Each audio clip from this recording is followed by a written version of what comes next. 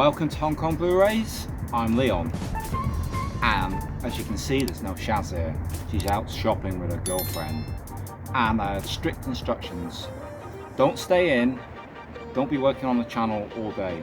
It's going to be sunny, so go outside in the garden. So here I am. What's wrong with this? It's a compromise. So anyway, I thought, why not, as it's a beautiful day, pick a beautiful topic. So I'm going to go with my top 10 Hong Kong movie crushes. This will be fun. Let's see how many of you can guess who's going to be on there. And also, why don't you give me your list, your top 10 crushes? Especially you guys in the ACC. I'd love to see a video with your crushes on there as well. Anyway, let's start at number 10. Number 10 is an actress that she had a bit of a notorious history with Wong Jing, was his girlfriend at one time. I'm talking about Ching Miao. I really liked her. I think it was Naked Killer, surprise surprise, when I had the special box VHS of that. That really switched me on to who she was. You know, then she popped up doing things like City Hunter, and you know, 101 Wong Jing films, Future Cops, Return of the God of Gamblers, really liked her in that.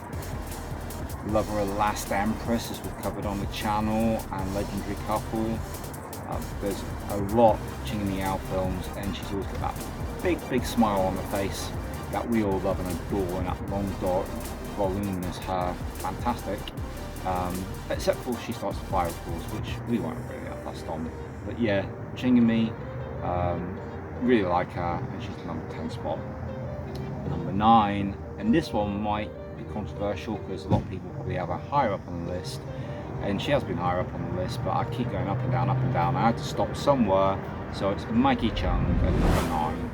And I came to Maggie Cheung via Jackie Chan films, no surprise there. Seeing her in Police Story, thought, wow, May, she's lovely, she's gorgeous.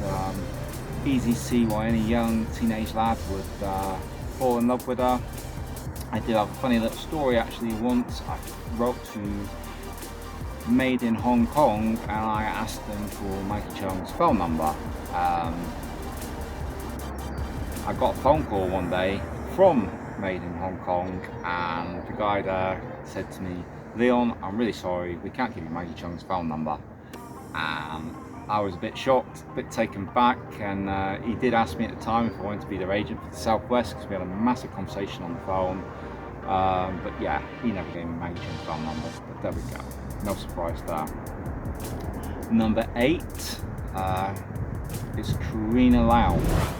Now, when she first appeared in Days of Being Wild, wow, what an impact. I mean, she'd been around some time already and done TV series and stuff, but she really showed what she could do as an actress in that, you know. And very stunning, sort of sensual look to her, very good actress. Take a look at the wide range of films she's done as well. Stuff we covered on the channel, like La Brescia, and then films like Bends in Your Dreams, like later in her career, still shows that even at a more mature age, she still knows how to put across her sexuality, and she's also a very talented actress. Number 7, Charlene Choi.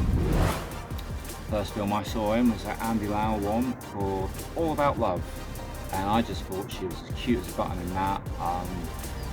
It made me go and look for more films with Charlene Choi. She's definitely the one of the twins that I like the most, and yeah, House of Fury, she's turned up in that. Sarah, Herman Yao film with Simon Yam, fantastic in that.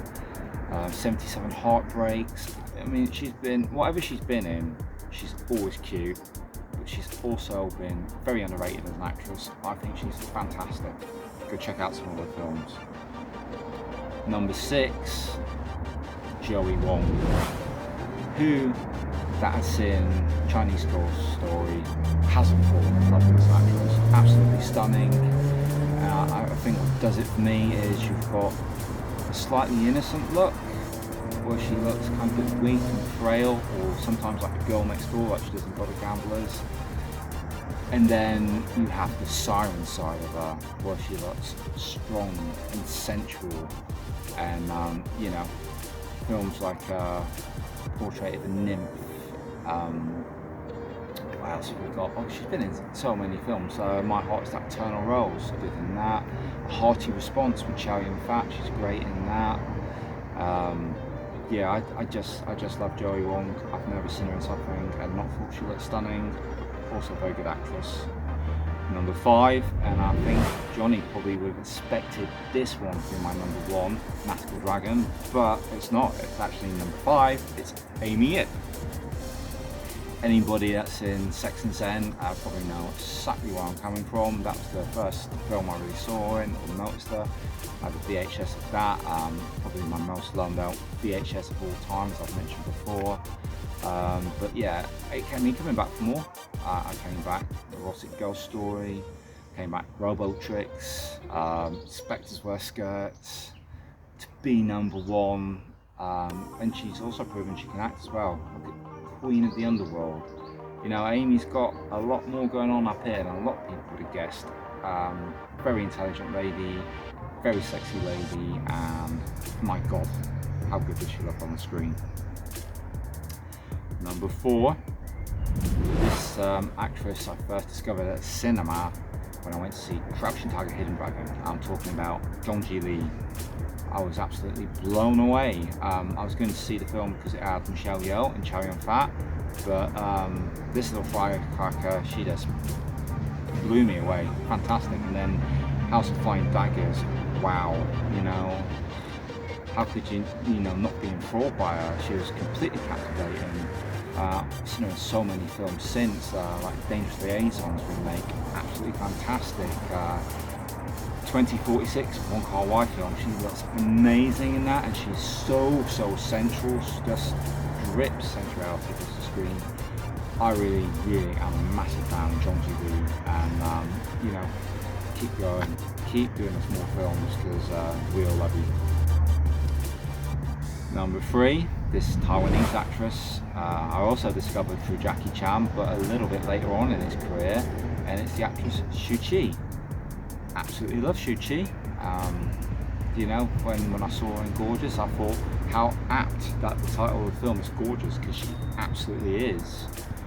When I visited Hong Kong back in 2006, I was lucky enough to get a photo book that she did at a newsstand. You know, lots of very artful, tasteful nudes, and she kind of uses this as an entryway to get noticed. But since then, she turned the tables and proven everybody what a fantastic actress she is. You know, she's yeah, absolutely amazing. Some of the work she's done with that Taiwanese director, Hao Sen, absolutely incredible. 3 times, love it. So, number 2 and number 1, these were very difficult for me to place in 1 and 2, but and Mike Leading might forgive me for this, I gave the number 2 spot to Rosamund Kwan. I absolutely love Rosamund. Ever since I first really got into Hong Kong cinema, which was, I would say, Armour of God was probably the one that really turned me onto it in a big way, even though I'd seen films before. And mate, Lorelei, she played in that, and I just loved her in that. I loved her when she turned up in the Jackie Chan films. I won't mention the scene in Twinkle Twinkle Lucky Stars, but yes, I did enjoy it. I know it's very juvenile and probably looks a bit sexist now, but at the time, I was young, I loved that film, I loved her in it, and I've loved her in film, so many films since. Even when she does something off the wall, like Big Shot's Funeral with Donald Sutherland, you know? Who would have expected that? But, you know, she's great. I love Rosamund. At my number 1, you know, and kudos to you guys if you've guessed this, it's Sherry Chung. It's those big dot, voluminous eyes, that hair, those lips, that smile, the innocence, the sensuality, the chemistry she has on screen with her fellow actors like Chow Yun-fat in like Wild Search or An Autumn's Tale, and also Once a Thief, where she acts opposite Chow Yun-fat and Leslie Chung. I loved her in Yuppie Fantasia. Whatever she's in, you know, even if it's something a little lesser known and off the wall, like Walk on Fire, and you know, lesser known Andy Lau action film. Yeah, she's always fantastic. I completely love her. I still follow her on social media today. I try and watch any video she pops up in on YouTube where she's like showing off her photography skills or whatever. She's my number one. What's your guys' list? Who's your number one? I'll be really interested to know. Hope you enjoyed this little playful video today. It's a little bit tongue-in-cheek, not to be taken seriously. Might get me into trouble though, hope not. That's it for today, yeah. So, I hope you enjoyed this. If you did, give us a like, hit that button, give us a like. It helps us get seen on YouTube. And if you haven't yet, then please subscribe to our channel. I look forward to seeing you guys next time. And remember, be true and buy the blue.